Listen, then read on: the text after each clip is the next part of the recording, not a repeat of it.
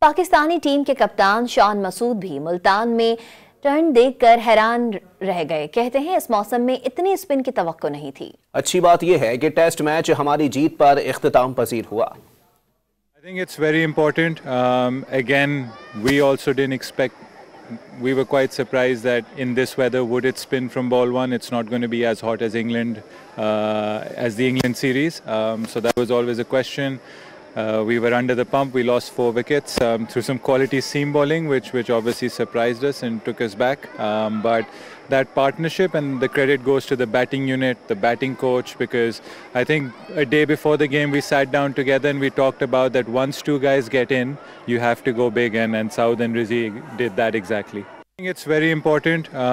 Again, we also didn't expect. We were quite surprised that in this weather, would it spin from ball one? It's not going to be as hot as England, as the England series. So that was always a question.